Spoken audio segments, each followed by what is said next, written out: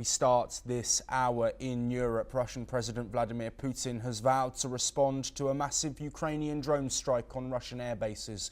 Donald Trump has warned. The US president had a phone call with the Russian leader that lasted over an hour.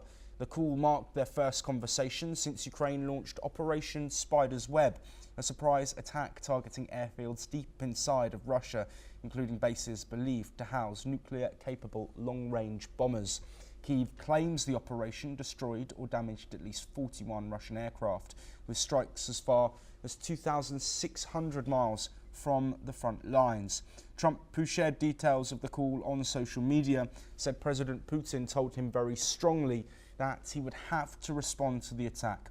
Trump also added that the phone call would not lead to immediate peace between Russia and Ukraine.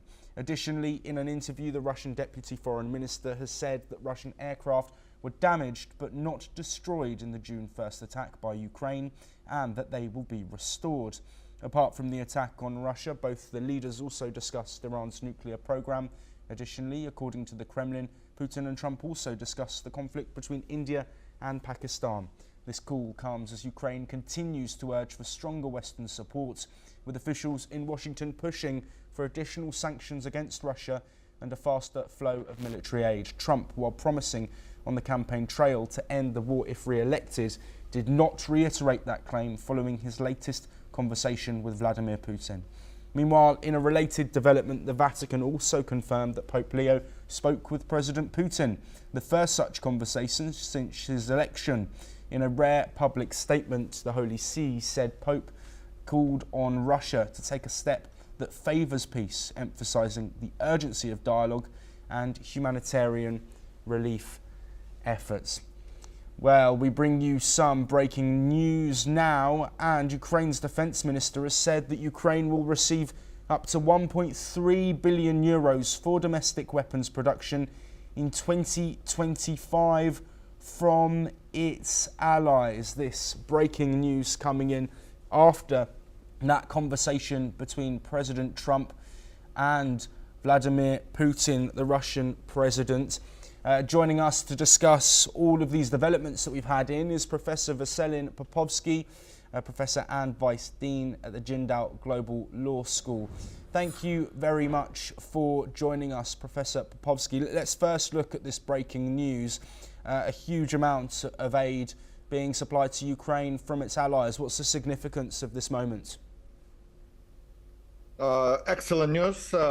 We will see more of this, and there are many countries in the world that are clearly seeing where the war is going. Ukraine launched on 1st of June an unprecedented in history attack on destroying 41 aircraft, and these are strategic bombers. They are not easy to repair, by the way. How Russians try to do that, I'm not sure. They don't have even the parts and the equipment for that. But yes, 1.3 billion, it's an excellent news for Ukraine. There will be more to come. All the European countries, Australia, Canada, Japan, South Korea, many, many more countries will support Ukraine. And for that matter, the phone call between Trump and Putin is inadequate, irrelevant. Those two are trying to get somehow in the news and say something, but that absolutely doesn't change anything. Russia cannot respond, cannot revenge. They can launch another rocket and kill a couple of civilians here and there, but that's all Russia can do. They cannot win on the battlefield. They cannot mobilize more soldiers. The North Korean will help a little bit with some weapons, with some soldiers, but that doesn't change the end game.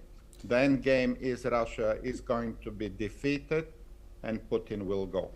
Professor Popovsky, I do want to allude briefly back on to Putin's comments. Trump saying that he has signalled that he is going to respond to this Operation Spider's Web. How far could that response go? Is there a potential for a weapon that we haven't seen used yet in the war, potentially nuclear? No, I don't expect that.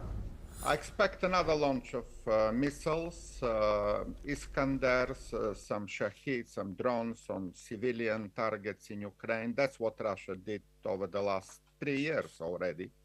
There is no other response. And see, it's already 4 days after the massive Ukrainian action all over Russia, territories even in Irkutsk, in Siberia were hit.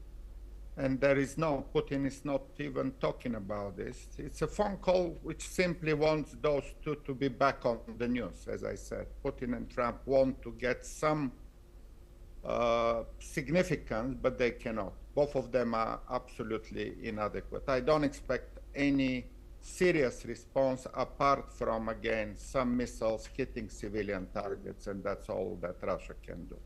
Professor Popovsky, you will be staying with us because we are staying on the topic of the Russia-Ukraine war. North